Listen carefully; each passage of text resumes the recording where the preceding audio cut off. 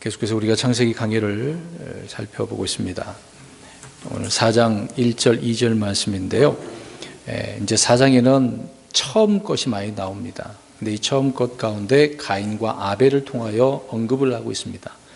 그래서 오늘은 가인과 아벨에 대해서 말씀을 드리는데, 이 가인과 아벨이 그냥 사람으로서만 기록을 해놓은 것처럼 우리가 볼 수도 있지만, 이 두 사람을 통하여 예수님께서, 우리 하나님께서는 뭔가 예표에서 말씀을 해주고 있다라는 부분을 오늘 살펴보려고 하는 겁니다. 그러니까 가인과 아벨에 대한 어떤 예표, 모형에 대해서 오늘 살펴보려고 합니다. 어떤 은혜로운 말씀은 그런 건 아니지만, 또 우리가 이런 말씀 적용해서 이렇게 살자 그런 말씀은 아니지만, 하나님께서 왜 이렇게 이 두 사람을 통해서 왜 기록해 놓았고 무엇을 말씀하려고 하는가, 그 부분을 우리가 말씀을 찾아보려고 합니다.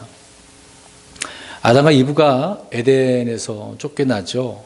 그래서 쫓겨난 그 이후에 이제 세상이라고 하는 그런 삶을 육신적인 그 죄 가운데 살게 되어진 것을 보게 되어집니다. 그렇게 이제 살다가 얼마가 지났는지 모르지만, 이 아담과 이브가 가인과 아벨을 낳게 되어집니다. 그래서 이 두 사람이 등장을 하고 있는데요. 그래서 본격적으로 아담의 그 세대가 시작되어진 것을 보게 되어집니다. 에덴 동산의 때와 이제 다른 부분이 되겠죠. 아담의 세대 부분을 말씀하고 있습니다. 그런데 아담과 이브는 하나님이 만드셨죠. 두 사람은 하나님이 만드셨어요. 그런데 가인과 아벨은 하나님이 만든 게 아니라 아담과 이브가 낳은 아들이다라는 사실입니다. 하나님이 낳은 게 아니죠. 아담과 이브가 낳은 것입니다. 가인과 아벨은 죄와 사망에 대해서, 또 저주와 정죄에 대해서, 그래서 자기 아버지 아담, 이브를 통하여 이런 죄와 사망과 저주와 정죄, 이 모든 것을 물려받게 되어집니다. 그래서 아담 이후로 태어난 자들은 다 여기에 묶여 있는 것이죠. 이들은 에덴의 밖에서 태어났습니다. 에덴에서 태어난 게 아니죠. 밖에 나와서 태어났고요. 그런데 말씀드린 것처럼 죄 가운데 태어났습니다. 이들은 죄 가운데 태어났다가 또 그 어머니 모태로부터 불법 가운데 형성되어져서 계속 육신 안에서 태어난 사람들이기 때문에 죄를 지으며 살다가 죽는 그런 모습을 보게 되어지죠. 그런데 지금 가인과 아벨을 이야기했습니다만, 이와 달리 우리 그리스도인들은 어떻습니까? 지금 가인과 아벨은 누구의 아들이라고 말씀드렸죠? 아담과 이브죠. 저와 여러분들은 누구의 아들입니까? 그렇죠. 하나님의 아들들로 우리가 이제 하나님의 자녀가 된 거죠. 그런데 하나님께서 저와 여러분을 낳으셨다라고 이야기를 하고 있습니다. 그것은 야고보서 1장 18절에 나오죠. 그분께서 자신의 뜻에 따라 진리의 말씀으로 우리를 낳으셨으니, 그러니까 저희 여러분은 말씀으로 태어났는데, 말씀으로 낳았는데 라고 이렇게 표현하고 있는 것입니다. 그런 사람들이라는 거죠. 하나님으로부터 그래서 태어난 사람은 그리스도인이라고 불리는 것인데, 그래서 저와 여러분 하나님의 아들들이다. 그래서 요한복음 1장에 나오죠. 그래서 하나님의 아들들이 되는 권능을 우리에게 주신 것입니다. 또 주님께서 요한복음 3장 6절에 가서 보면은요, 육에서 난 것은 육이고 또 성령에서 난 것은 영이다라고 말씀을 하고 있지 않습니까? 그런 것처럼 가인과 아벨은 육에서 난 자들입니다. 그래서 이제 아담이 누구냐, 어머니가 누구냐, 그 얘기를 하고 있는 거거든요. 육신에서 태어난 사람들입니다. 그래서 육에서 난 것은 태어났다, 출생이다, 육신의 출생 이야기하고 있는 거죠. 그러면 저와 여러분들은 이제 영에서 성령님을 통해서 난 사람들인데, 뭐라고, 어떤 사람이라고 부릅니까? 출생이라고 하는 게 아니라 요한복음 3장에 따라서 거듭났다, 중생했다, 그렇게 표현하죠. 그래서 저와 여러분들은 이렇게 영의, 성령에서 난 것은 영이라고 그랬으니까 우리는 성령님을 통해서 태어난 중생, 거듭난 자들이다. 그래서 우리는 육에서 난 건 아니잖아요. 육신은 그렇지만 우리는 성령을 통해서 이런 영적인 삶을 사는 것입니다. 사람은 누구나 그래서 출생을 통해서 아담의 피를 물려받게 되어집니다. 그래서 아담의 성품을 받는 거죠. 아담의 죄를 그대로 받고 아담이 받았던 그 저주와 또 아담의 그 사망, 죽음이 되는 것입니다. 자, 이런 사망에 참여한 자가 되었듯이 사람은 누구나 중생을 통해서 거듭남을 통해서 예수 그리스도의 피로 씻음을 받고, 그래서 우리는 아담의 성품이 아니라 이제 어떤 성품입니까? 그렇죠. 그리스도의 성품이죠. 또 그리스도의 생명과 예수님의 그 은혜와 복에 참여된 자가 되는 것입니다. 자, 이렇게 성경은 구분을 해놓고 있는 거죠. 그래서 육신의 자녀냐, 하나님의 자녀냐, 이렇게 구분을 우리가 잘 져야 될 것입니다. 아담의 본성은 죄고, 또 예수님의 성품, 본성은 의죠. 죄와 의가 서로 완전히 반대되는, 상충되는 것을 보게 되어집니다. 그런데 아담은 땅에 속한 자가 되어버렸습니다. 타락한 이후에 이제 땅에 속한 자가 되는 거죠. 그래서 육신에 속한 자라고 성경은 말씀하고 있는데, 저와 여러분은 이제 예수님을 통해서 보면은 우리 예수님 하늘에 속하신 분이잖아요. 마찬가지로 우리는 그래서 하늘에 속한 자가 되는 것이고, 예수님은 영에 속하신 분이기 때문에 또 우리도 마찬가지로 영에 속한 사람들이 되는 것입니다. 또 아담 안에는 모든 사람이 죽었다라고 나옵니다. 그래서 창세기서에 낳고 죽고 그런 얘기가 나오잖아요. 마태복음에서는 나은 것만 나오죠. 죽는 것은 없습니다. 그러니까 예수님 안에서는 죽는 것이 없다, 그 얘기를 말씀하고 있습니다. 그래서 예수 그리스도 안에서는 모든 사람이 살아나는 거죠. 그래서 구약과 신약의 이런 다른 점, 차이가 있다는 것을 또 알 수가 있습니다. 계속해서 또 말씀드리면 가인과 아벨은 같은 아버지, 두 사람의 아버지 누굽니까? 아담이죠. 같은 아버지, 같은 환경에서 자랐습니다. 그러나 두 사람의 믿음, 신앙 상태는 어떻습니까? 같습니까? 그렇죠. 다르죠.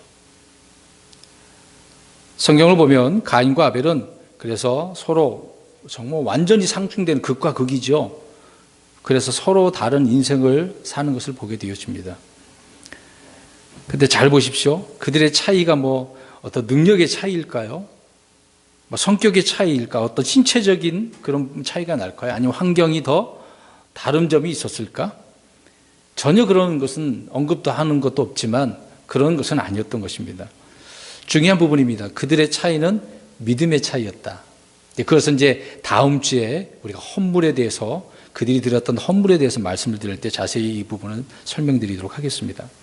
아무튼 가인과 아벨은 모든 면에서 일치한 면은 있습니다만은 믿음에서는 서로 완전히 다른 그런 믿음의 길을 걸었던 사람들이라는 것입니다.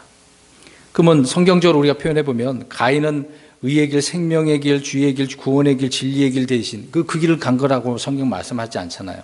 가인은 어떤 길을 걸었다고 이야기합니까?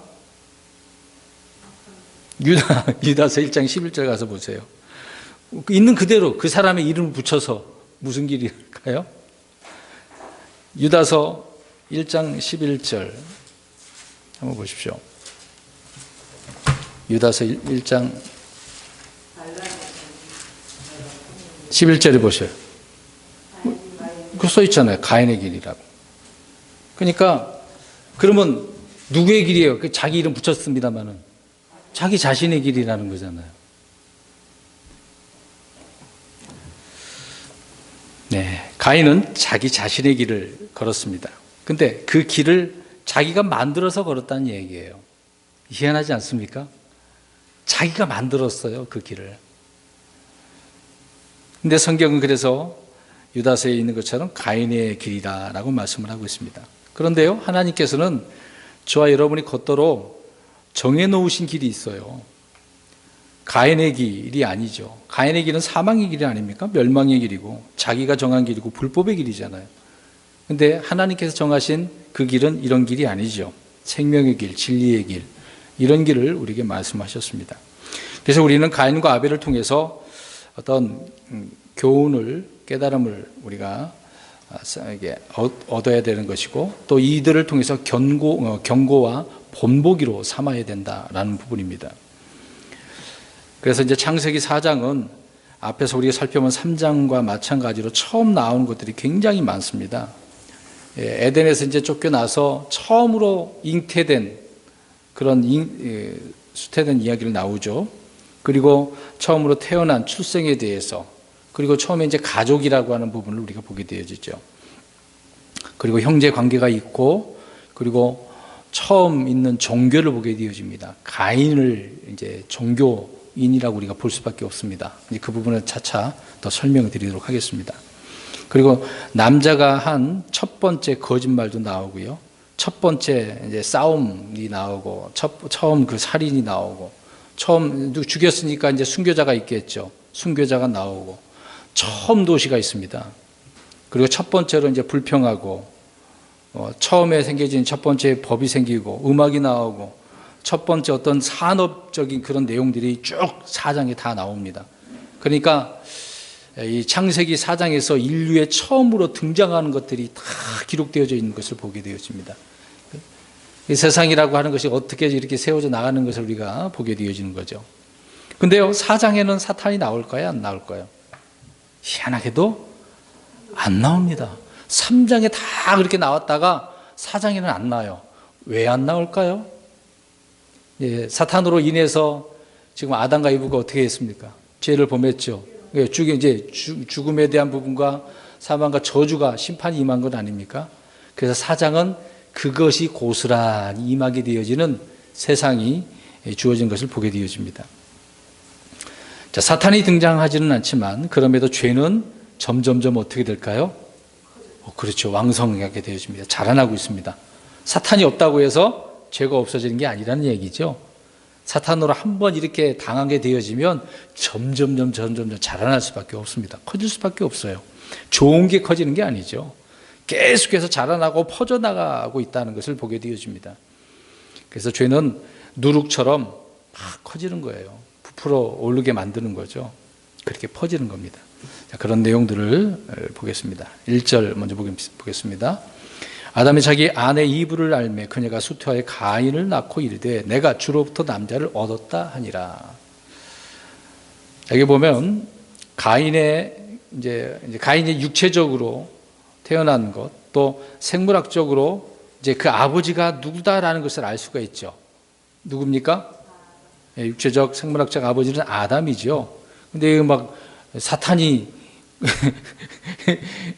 그 씨를 이브에게 줘가지고 이런 자가 태어났다고 이제 그렇게 해버리면 안 되죠. 어느 정도 이해는 설명을 하기 위해서 이렇게 할 수는 있다 부부지만 분명히 1절에서는 아닙니다. 아담이 자기 아내 이브를 알매 그녀가 수태하여 가인을 낳았다라고 분명히 말씀을 하고 있습니다. 그래서 엉뚱한 소리 하면 안 되겠죠. 성경이 이런 분명한 기록을 있음에도 불구하고 말씀드린 것처럼 가인을 뱀의 씨다, 마귀의 자녀다 그렇게 말하게 되어지면 오류가 생긴다는 부분을 한 번 더 말씀드렸던 것입니다. 아무튼 이브는 가인을 낳고 뭐라고 이야기합니까? 내가 주로부터 남자를 얻었다. 굉장히 은혜로운 말, 믿음의 말을 한 것처럼 보이긴 하죠. 예. 근데 이 말은 틀린 말은 아닙니다. 이렇게 이제 이브가 말한 이유는요, 하나님께서 가인을 통해 구속의 그 역사를 이루어 주실 것을 한편적으로 기대했을 수도 있을 것입니다. 왜 그러냐면 이미 그 뱀을 통해서 어떤 말씀을 해 주었습니까?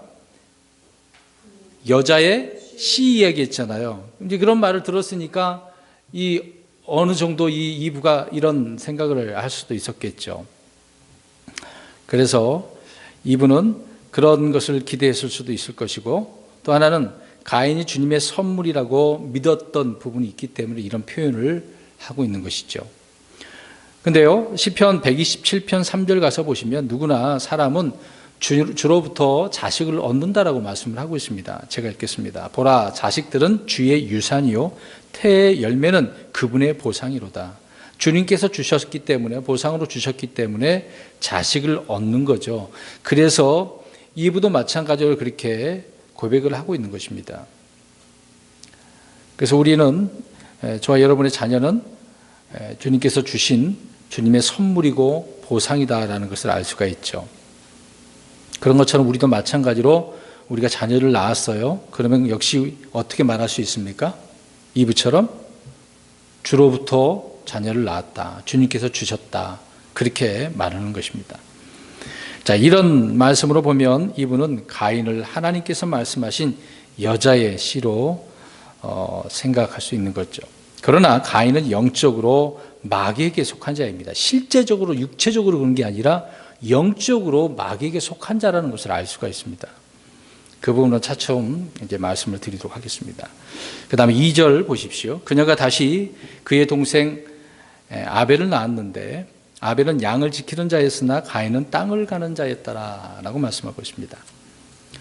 자, 가인을 낳고 이제 아벨을 낳았는데요. 이게 몇 년의 간격이 있는지는 모릅니다. 그렇게 기록이 되어져 있지 않기 때문에 뭐 곧바로 막 낳은 쌍둥이처럼 뭐 말할 수도 있는데 그건 모릅니다. 그런 내용들은 모르기 때문에요.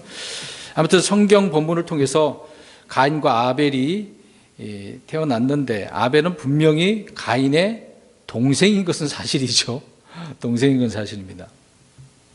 근데 이들이 이제 태어났는데 시간이 또 얼마나 지났는지는 모르지만 이제 다음 3, 4절에서 쭉 설명하고 있는데 이들은 직업이 어떻습니까? 하는 일이 달라요. 가인은 땅을 갈았고 아벨은 양을 지켰다라고 말씀을 하고 있습니다. 근데 당시에는요, 육식이 있었을까요? 없었을까요? 짐승이 이렇게 있었던 것으로 보이면 있었을 것 같아요? 없을 것 같아요? 그렇죠. 이제 기억하셨군요. 예, 이때는 아직 초식이었습니다. 아직 육식은 아니었다는 거죠. 그렇기 때문에 육식을 먹지 않고 있었고 아벨은 양을 통해 젖과 또 털과 가죽을 얻게 되어지는 것입니다. 아담은 하나님께서 지어주신 가죽 옷을 따라 양들로부터 가죽 옷을 얻고 옷을 만들어 입었을 것이 분명하겠죠.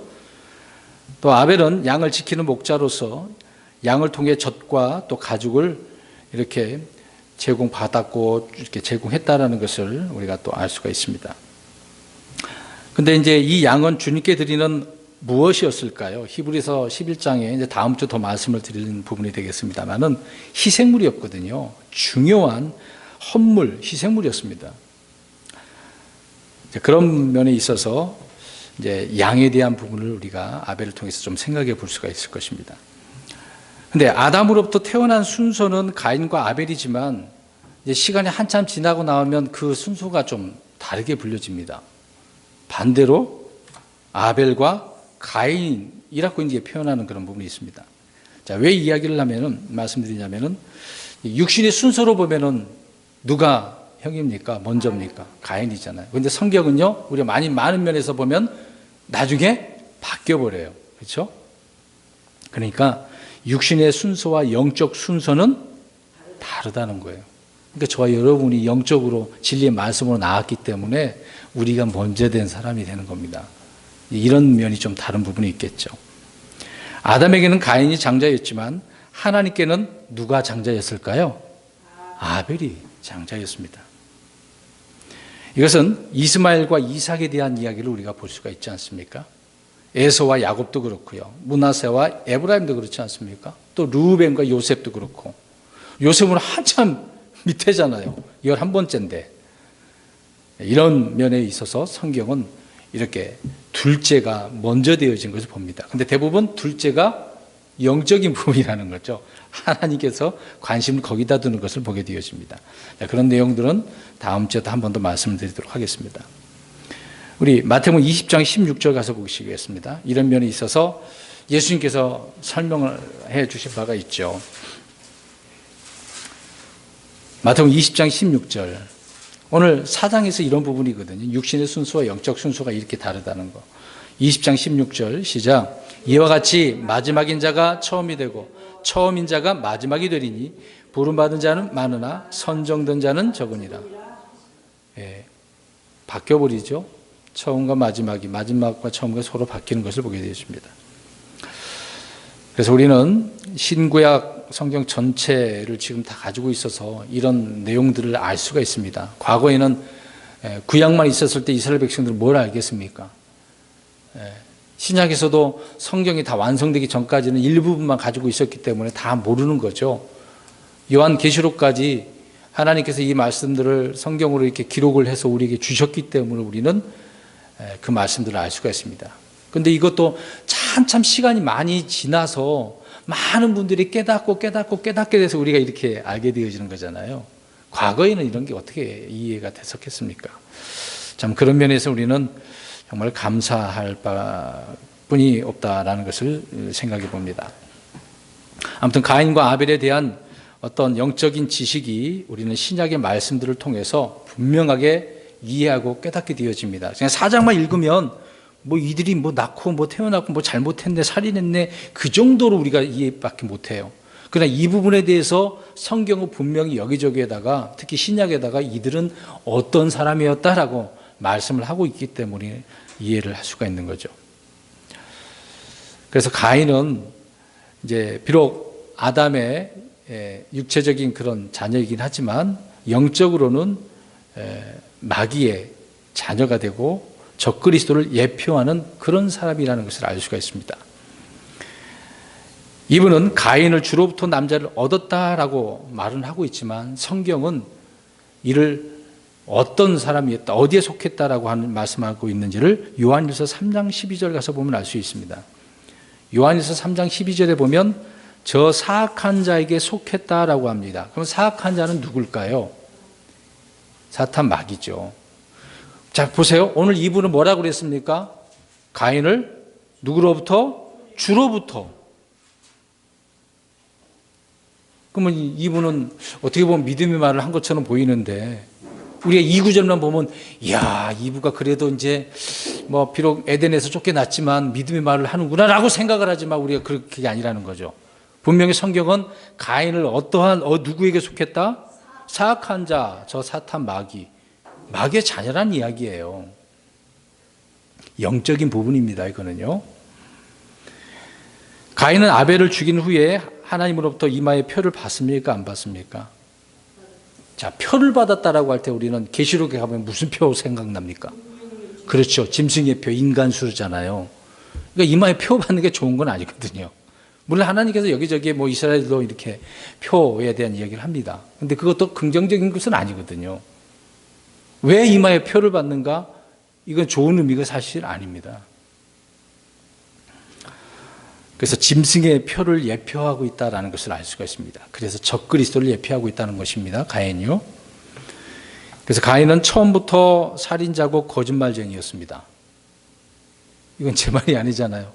제일 처음에 지금 무슨 일이 벌어졌다고요? 살인이. 마귀를 뭐라고 표현했습니까? 네, 처음부터 살인자고 거짓말쟁이라고 그랬잖아요. 우리가 성경을 이렇게 일관되게 말씀하고 있다는 것을 알 수가 있습니다. 요한복음 8장 44절에도 처음부터 살인자였다라는 것을 설명하고 있죠. 그 사탄에 대해서요. 가인은 자신의 행위로 말미암아 그래서 저주를 받게 되어집니다. 저주를. 그래서 가인은 이제 이후에 이제 뒤에도 설명 나오지만 도망자가 되죠. 방랑자로서의 삶을 살게 되어집니다. 그래서 이 모두가 다 적그리스도를 정확하게 예표해 주고 있는 거죠. 여러분, 사탄이 무슨 거할 처소가 있습니까? 저 공중이라고 하는 것은 있긴 하지만 어느 특정한 장소에 있는 게 아니지 않나요? 자, 가인과 아벨은 성경 전체를 걸쳐서 이렇게 서로 대립을 이루고 있는 것을 보게 되어집니다. 그래서 성경부터 보면 아브라함과 롯 이야기가 나오죠. 그 다음에 사라와 하갈, 이스마엘과 이삭, 에서와 야곱, 사울과 다윗, 그리고 이스라엘. 그러면 이스라엘과 또 누굴까요? 그거 아닙니다. 이스라엘과 교회에 대한 이야기입니다. 예. 자, 왜 그런지 한번 보십시오. 오늘 그래서 이걸 예표로 설명하려고 합니다. 그래서 이런 짝을 이루고 있다는 거예요. 성경에도 보면 계속 두 가지를 넣고 서로 대조를 이루잖아요. 복, 저주, 사망, 생명, 선, 악. 그렇죠. 그리고 하늘이 있으면 땅, 지옥이 있는 거죠. 하늘, 땅 그러지만 지옥, 정말 그렇게 설명합니다. 성령이 있으면 육신적인 부분도 있고요. 복음과 율법이 있고요. 계속해서 하나님께서 이런 대조를 통해서 진리를 뭔가 설명을 해주고 있다, 그 얘기입니다. 그러니까 우리는 무심코 넘어가면 안 되겠죠. 여자는 가인을 낳고 내가 주로부터 남자를 얻었다라고 말을 했지만 아벨을 낳은 그 후에는 아무 말이 있어요. 2절 보세요. 그런 말을 했나요, 안 했나요? 첫째만 그렇게 얘기하네요. 근데 가인이라고 하는 그 이름의 뜻은요, 얻다, 뭐 획득하다, 뭐 또 다른 의미는 뭐 철장, 창이라고 하는 그런 의미도 있대요. 근데 아벨이라는 뜻은 무슨 뜻인지 아십니까? 수증기, 안개, 그런 의미를 담고 있습니다. 예. 왜 일찍 어떻게 됐어요? 죽었어요. 아벨은 그 이름 그대로 이 세상을 그래서 순례자고 나그네처럼 잠깐 보이다가 사라지는 수증기처럼 이렇게 살다가 간 거죠.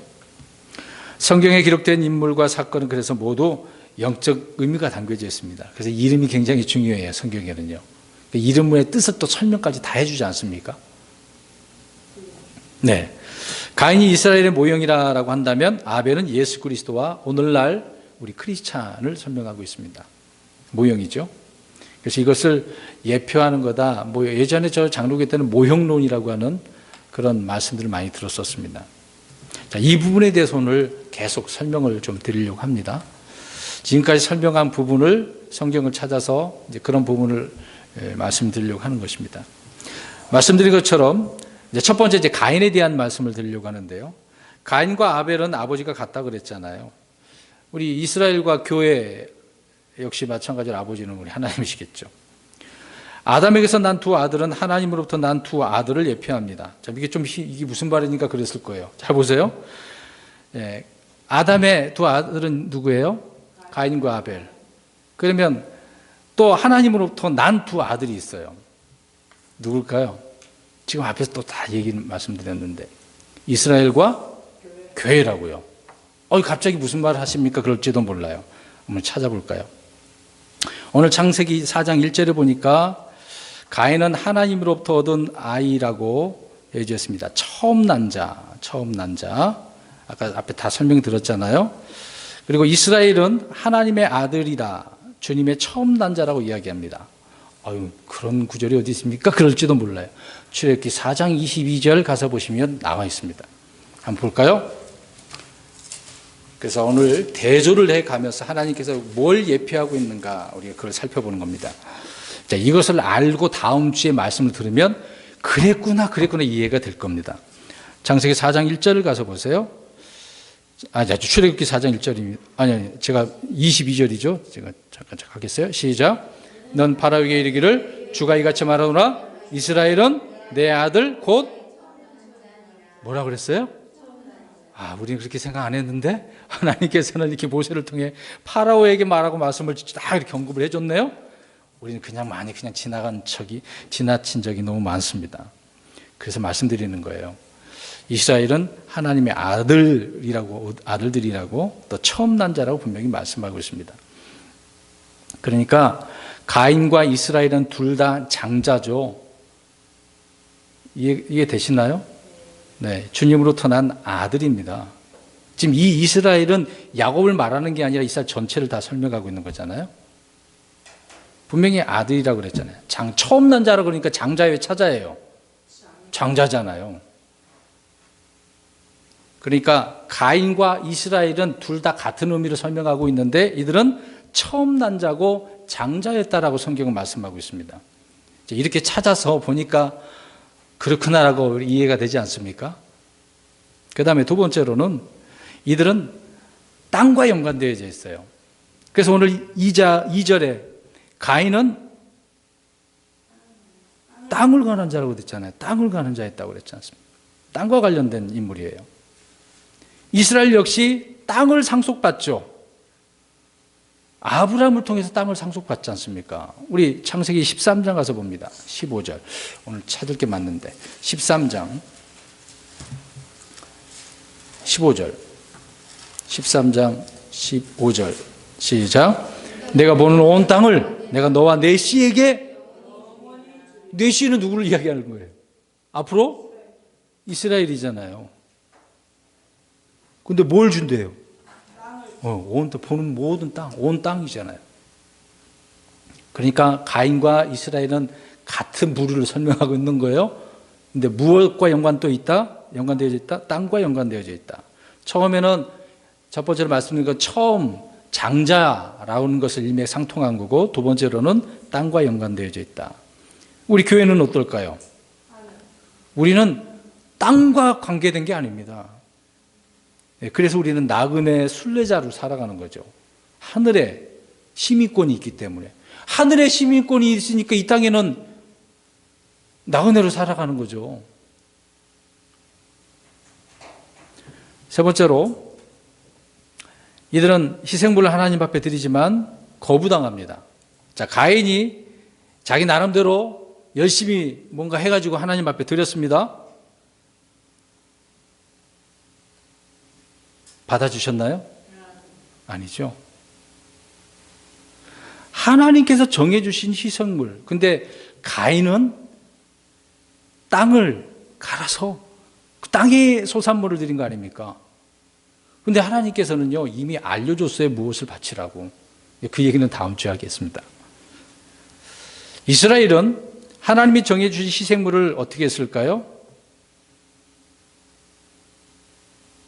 열심히 행위적으로는 했겠습니다만 안 받아주셨어요. 자, 지금 거부됐다라고 하는 것을 말씀드리는 겁니다. 요한복음 1장 11절 가서 보시면 그분께서 자기 백성이 오심에 그분의 백성이 그분을 받아들이지 아니하였으나 그들은 주님을 거부합니다. 마찬가지로 이런 백성들을 어떻게 합니까? 가인은 자기가 원하는 것을 자신이 지정해서 하나님께 드렸습니다. 이것은 자기 의를 이야기하고 있는 거예요. 내가 원하는 것을 드렸으니까. 그래서 이것을 보면 이스라엘 역시 자신의 의를 세우려고 하나님의 의를 거부합니다. 자, 이제 그 구절을 볼까요? 로마서 10장 3절 가서 보겠습니다. 그러니까 둘 다 같은 의미를 담고 있죠. 아무리 무엇을 해도 하나님은 거부하십니다. 어떤 자, 무엇을 안 받는 거예요? 그 희생물, 자기 의를 세워서 자기가 만든 것을 가지고 하면 안 받아주신다. 그 얘기입니다. 로마서 10장 3절 시작. 그들이 하나님의 의를 알지 못하여 자기 자신의 의를 세우려고 다니면서 하나님의 의에 복종하지 아니하였느니라. 자, 하나님의 의를 모르니까 자신의 의를 세우려고 한 거잖아요. 가인도 그렇습니다. 하나님께서 희생물을 알려주셨는데도 그걸 거부한 거예요. 자기가 드린 거. 그러니까 하나님 안 받아주시는 거죠. 오늘 로마서에도 분명히 사도 바울이 이스라엘 백성들에 대한 이야기를 하지 않습니까? 희생물을 드렸지만 하나님께서 거부하십니다. 그것은 자기의 의를 통해서 드렸기 때문에. 그다음 네 번째로는 오늘 굉장히 많은데 가인의 희생물은 그래서 받아들이지 않았다라고 하는 부분이죠. 그 구절이 있었는데 사도행전 13장 39절에 나오는데 그냥 제가 읽겠습니다. 의롭게 못하던 그 모든 일에서도 하나님께서 안 받아주셨다는 말씀을 하고 있습니다. 네 번째로는 가인은 자기 형제를 돌보고 다스릴 특권이 있었을까요? 없었을까요? 4장 7절, 오늘 창세기 4장 7절 가서 보면 하나님께서 말씀하시잖아요. 내가 잘 행하면 너를 받지 아니하겠느냐. 그러나 내가 잘 행하지 아니하면 죄가 죄 문에 엎드려 있느니라. 그의 열망이 내게 있으면 너는 그를 다스릴 것이니라. 그거 있잖아요. 그러니까 첫째였으니까 이런 특권을 받았지 않습니까? 이런 특권을 받았는데도 동생은 어떻게 했어요? 다스리지 않고 저겠어요. 기분 나쁜가 봐요. 아니 이런 특권이 있는데도 왜 그러지? 그럼 이스라엘은 어떨까요? 이런 특권이 있었을까요? 없었을까요? 있었겠죠. 이렇게 말씀드렸으니까. 신명기 가서 보겠습니다. 28장 13절. 마찬가지로 이스라엘도 온 세상 민족의 머리가 되어서 다스릴 특권이 있었습니다. 근데 그들은 그렇게 하지 않았대요. 28장 13절입니다. 신명기 28장 13절. 시작. 또 주께서 너를 머리가 되게 하시고 꼬리가 되지 않게 하시며 위에만 있고 아래에 있지 않게 하시리니 내가 이날 내게 명령하는 주 내 하나님의 명령들에 내가 귀를 기울이고 그것들을 지키고 행하면 그리하시리라. 근데 그렇게 했어요, 안 했어요? 그들이 안 했잖아요. 이렇게 하시겠다고 했는데. 그러니까 가일과 이스라엘은 주로부터 다스릴 특권이 있었어요. 이거를 그들은 그들의 죄로 말미암아 내팽개친 거죠. 또 이사야 9장 14절에 보면 그러므로 주께서 하루에 이스라엘로부터 머리와 꼬리와 가지와 골프를 끊으실 터인데 끊어버린대잖아요. 그들의 죄로 인해서. 그래서 지위와 특권을 결국 잃어버리게 됐다. 가인도 잃어버렸잖아요. 둘 다 같은 부분을 설명합니다. 그 다음에 가인은 자기 형제를 죽인 살인자였어요. 그럼 이스라엘은 어떻습니까? 누구를 살인했을까요? 예수님을 살인했죠. 예. 그 구절이 사도행전 7장 52절에 있습니다. 제가 읽겠습니다. 그들은 그 의로우신 분의 오심을 미리 보여준 자들을 죽였고 이제 너희는 그분을 배반하여 넘긴 자요 살인한 자가 되었나니. 와, 놀랍지 않나요? 너희가 살인자라고 해버렸잖아요. 똑같은 거예요. 가인과 이스라엘은 그래서 같은 부분을 설명하고 있습니다. 그 다음에 가인이 자기 형제를 죽이긴 했는데 그 이유가 있었어요. 요한일서 가서 보겠습니다. 자, 이것도 이스라엘과 똑같아요. 요한일서 3장 12절입니다. 요한일서 3장 12절. 요한일서 3장 12절. 시작. 가인과 같이 되지 말라. 그는 저 사악한 자에게 속하여 자기 형제를 죽였느냐. 그가 무슨 이유로 그를 죽였느냐. 자기 행위는 악하되 자기 형제 행위는 의롭기 때문이라. 시기한 거잖아요. 그래서 여기 나오네요. 가인과 같이 되지 말라고. 이스라엘 백성들도 예수님을 그렇게 죽이지 않았습니까? 시기했잖아요. 자, 그 부분 속에서 지금 이제 사도 바울이 복음을 전하잖아요. 교회에 대한 말씀을 전하잖아요. 근데 이스라엘 백성들 어떻게 했습니까? 유대인들이 따라다니면서. 왜 그랬을까요? 또 이렇게 믿음의 사람들이 그리스도인 수가 많아져. 왜 그랬을까요? 어떻게 했을까요? 사도행전 13장에 나오는데. 네, 시기한 거거든요. 이스라엘이 교회를 시기하고 죽이려고 하는 것은 자기 행위는 악하고 교회는 의롭기 때문에. 그래서 바울도 이제 사울일 때 그런 사람 아니었습니까? 그 다음에 이런 죄 지은 것을 가지고 하나님께서는 가인에게 죄를 물으시는 거잖아요. 너 왜 그랬냐? 너 도대체 무슨 짓을 했니? 물어보시죠. 그런 것처럼 이스라엘의 범죄에 대해서도 주님께서는 사도행전 2장 22절과 23절에 묻습니다. 너희들이 한 짓이 도대체 뭐냐?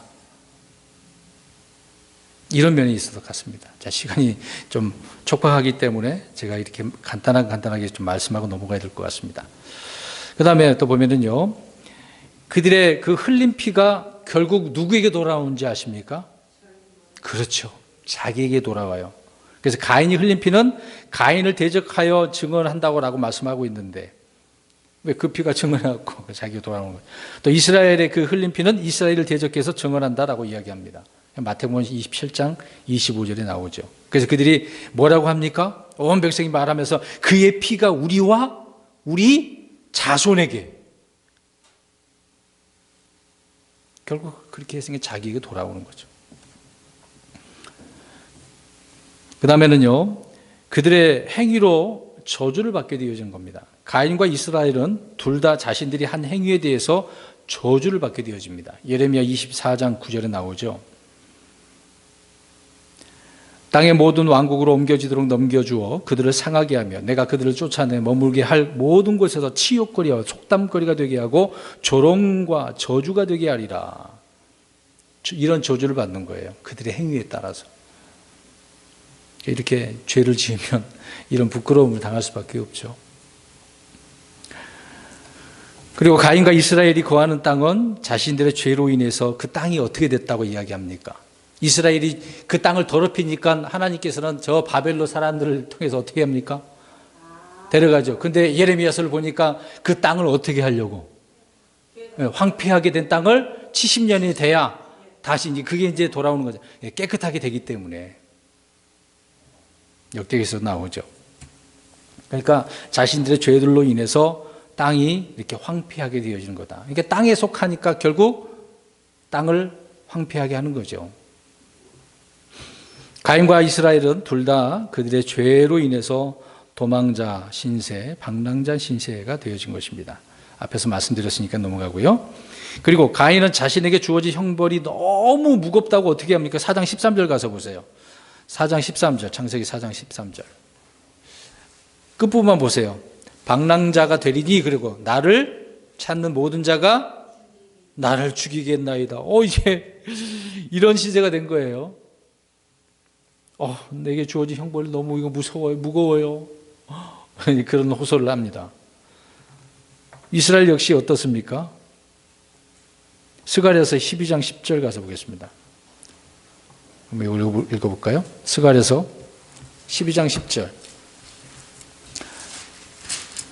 스가랴 12장 10절 시작. 내가 다윗의 집과 예루살렘 거민들 위에 은혜의 영과 강구하는 영을 부어주리니 그들이 나았고 자기들이 찌른 나를 바라보고 사람이 자기 외아들을 위하여 애곡하듯 그를 위하여 애곡하며 사람이 자기의 처음 난 자를 위하여 쓰라리게 슬퍼하듯 그를 위해 쓰라리게 슬퍼하리. 이렇게 된다잖아요. 쓰라리게. 얼마나 힘듭니까? 그래서 이스라엘 백성들은 교회가 하늘로 휴가하게 되어지면 이 땅에 엄청난 형벌이 주어지는 거죠. 이게 너무 무겁습니다. 그래서 7년 끝부분에 그제서야 정신을 차리고 주님을 영접하게 되어지는 거죠. 주 예수 그리스도 이름으로 오시는 이여라고 받아들이게 된다고 예수님께서 미리 마태복음에서 말씀해 주신 것이죠. 그래서 이렇게 형벌이 무겁다고 호소합니다. 그 다음에 그러므로 인해서 그 죄의 결과로 땅에서 쫓겨납니다. 4장 14절 가서 보세요. 오늘 본문에 보소서 주께서 이 날 지면으로부터 나를 어떻게 쫓아 이스라엘 백성들 역시 약속의 땅에서 쫓겨나게 되지 않습니까? 그리고 가인과 이스라엘은 그들의 죄로 인해서 하나님께서 자신의 얼굴을 숨기시게 되어집니다. 더 이상 하나님이 되지 않겠다고 호세아서 1장 9절에 말씀하고 있죠. 오늘 4장 14절에도 그렇게 말씀하고 있는 거 아닙니까? 그 다음에 이러므로 인해서 이제 그런 도망자 신세가 되고 있을 때 어떻습니까? 그 생존의 위험을 느끼겠어요? 안 느끼겠어요? 느끼죠? 14절 아까 읽은 것처럼 나옵니다. 자기 죄로 인해서 자기를 찾는 모든 자가 자기를 죽일 것이라고 하고 있기 때문에 이스라엘도 그렇습니다. 신명기 28장 66절 가서 보면 그들은 그렇게 찾지는 마세요. 그렇게 살게 될 것을 말씀을 하고 있습니다. 그리고 가인은 하나님을 떠나서 사람들이 함께 모여 사는 도시를 건설하게 됩니다. 4장 17절 가서 보세요. 최초의 도시가 나옵니다. 4장 17절 그가 자기 아내를 알았더니 그녀가 수태하여 에녹을 낳음에 가인이 한 도시를 세우고 자기 아들의 이름을 따라 그 도시의 이름을 에녹이라 부르니라. 보니까 막 어디 가서 이제 딸을 취했네요. 아니죠. 아내를 취했네요. 어디서. 근데 거기다가 한 도시를 세우게 되어집니다. 이스라엘도 마찬가지죠. 근데 여기저기 이제 유리 방황하면서 디아스포라 흩어져 살면서 가는 곳마다 어떻게 삽니까? 거기다가 집을 짓고 도시를 건설하잖아요. 뭐 미국도 그런 것도 있잖아요. 또 중국 상하이에도 그러지 않습니까? 세계 곳곳에 그렇게 그들은 자기가 거할 곳을 정해놓고 공동체 생활, 집단 생활을 합니다. 지금 많은 부분에 있어서 이스라엘로 돌아갔지만 아직도 돌아가지 못한 그런 이스라엘 백성들이 있습니다. 그 다음에 마지막으로 가인의 육신의 아버지는 예수 그리스도의 예표인 아담. 아담이 예표하긴 하는데 아담이었어요. 그런데 그 영적 아버지는 누구라고 그랬습니까? 가인의 영적 아버지는 육신의 아버지는 아담이었는데 아까 얘기했잖아요. 저 사악한 자 마귀였다고요. 요한일서 3장 12절에 나오죠.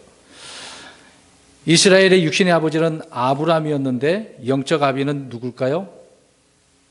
이게 또 찾아봐야 되겠습니다. 대답을 빨리 안 하셔서. 요한복음 8장 44절. 요한복음 8장 44절. 지금 가인과 이스라엘을 둘이 동급 똑같은 부분을 찾고 있는 거잖아요. 44절입니다. 요한복음 8장 44절 시작. 너희는 너희 아비 누가 이 말씀하고 있는 거예요? 아니 누가 이 말씀하고 있냐고요. 예수님이 이스라엘 유대인들을 향하여 야 너희 아비가 마귀야라고 이야기하잖아요. 영적인 실제는 아니잖아요. 실제 그들은 아브라함의 자손들이잖아요. 육체적으로는. 근데 영적으로는 그래요. 또 다시 그럼 얘기합니다. 저와 여러분의 영적 아버지는 누굽니까? 우리 하나님이시잖아요. 그게 달라요. 육신적인 구성물 따로 있지만. 그래서 이것을 통해 우리는 창세기 4장에 처음 나오는 가인이 민족적으로는 이스라엘을 완벽하게 예표하고 있다라는 것을 알 수가 있습니다. 그 다음에 그러면 이제 아벨을 살펴봐야 되겠죠. 오늘 2절에 대한 부분인데요.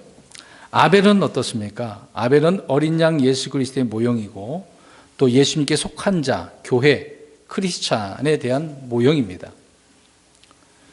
이 부분은 이제 말씀만 드려도 쉽게 이해할 것이라고 생각합니다. 자, 아벨은 양을 지키는 자, 목자였어요. 우리 예수님 요한복음 10장에 나는 선한 목자다. 목자. 그러니까 이것을 보면 그 연관성을 우리가 이해할 수가 있죠. 아벨은 희생물로 양을 잡아서 주님께 드렸죠. 근데 우리 예수님은 어떻습니까? 자신을 희생물로 어린 양으로 주님께 드리지 않습니까? 그래서 예수님은 하나님의 어린 양이다라고 이야기하고 있습니다. 근데 아벨은 자기 형제에게 죽임을 당했죠. 마찬가지로 아까 설명드린 것처럼 예수님은 근데 그들을 뭐라고 그랬어요? 자기 형제들이라고 이야기하지 않습니까? 그리고 아벨은 자기의 의로운 행실로 인해서 미움을 받죠. 자기의 의예요. 주님의 의가 아니고 그것으로 인해서 미움을 받습니다. 예수님 역시 동일한 의로 인해서 미움을 받지 않습니까? 그래서 십자가에 못 박힘을 당하시는 거죠. 아벨은 시기로 인해서 죽임을 당했듯이 예수님 역시 어떻습니까? 시기로. 마태복음 27장 18절에 말씀하고 있습니다. 아벨을 죽인 그 살인자, 예수 그리스도를 죽인 살인자들은 모두 그래서 어떻게 됐을까요? 어떻게 된다고 이야기할까요? 우리 마가복음 12장 9절 가서 보겠습니다. 이 부분을 좀 보았으면 좋겠습니다. 포도원 비유 내용이거든요. 마가복음 12장 9절. 그래서 예수님께서 이런 비유를 또 설명을 해주고 있는 겁니다. 마가복음 12장 9절 시작.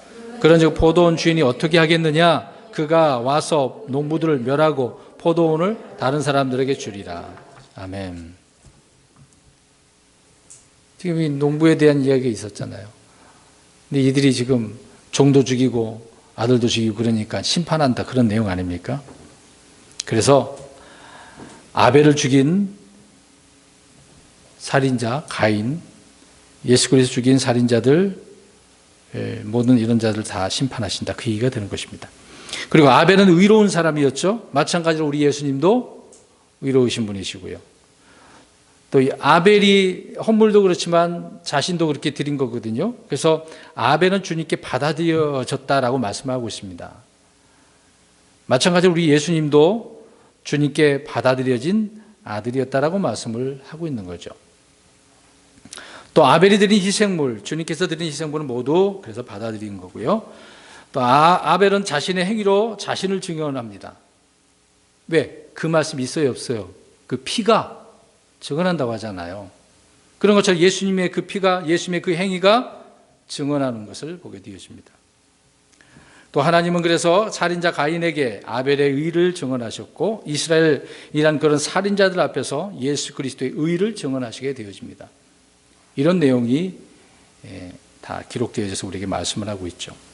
마지막 부분을 우리 한번 보도록 하겠습니다. 아벨의 희생물과 예수 그리스도의 희생물은요, 뛰어나대요. 자, 히브리서 11장 4절.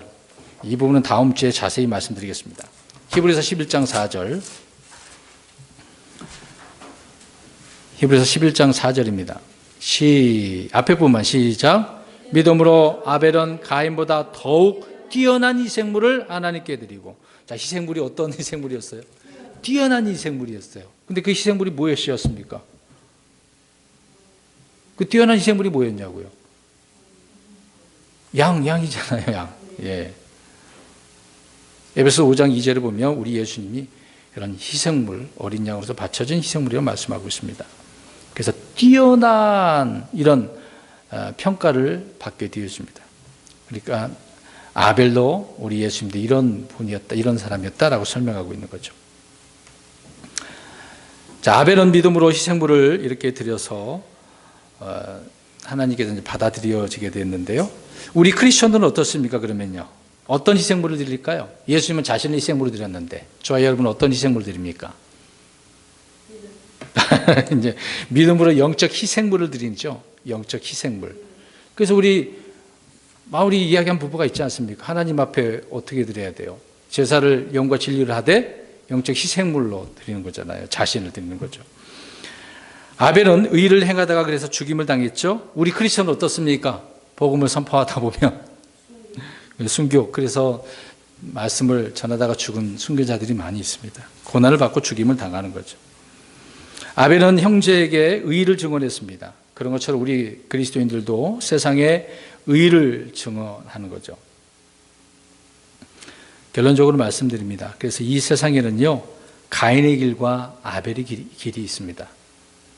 세상에는 많은 길 그렇게 나름대로 생각을 할 거예요. 성경은 이런 길로 우리를 말씀하고 있고 인도하고 있다는 겁니다. 그래서 사람들은 어떤 길로 많이 갑니까? 예수님께서 말씀하고 있는 거죠. 넓은 길, 좁은 길이 있는데 가인의 길이냐, 아벨의 길이냐. 네. 선택은 전적으로 자기 자신의 몫일 것입니다. 물론 그 책임 역시 본인이 져야 되겠죠. 그래서 우리는 이 마지막 때 어떤 길을 가야 되느냐. 가인과 아벨에 대한 그 노선을 이렇게 창세기 4장에 기록해 놓고 전체를 통해서 일맥상통하게 우리에게 말씀을 하고 있는데, 우리는 아벨이 걸었던 그 길, 우리 예수님께서 걸으셨던 그 십자가의 길, 주님의 명령에 그 길을 따라서 우리가 가야 할 길을 가야 될 줄로 믿습니다. 항상 오늘 이 가인과 아벨에 대해서, 예표에 대해서 우리가 살펴보았는데요. 이런 내용의 말씀들을 바르게 이해를 하고 있으셔서 하나님의 말씀들을 보다 더 깊게 깨닫는 저희 여러분이 되었으면 좋겠습니다. 아멘. 기도하겠습니다.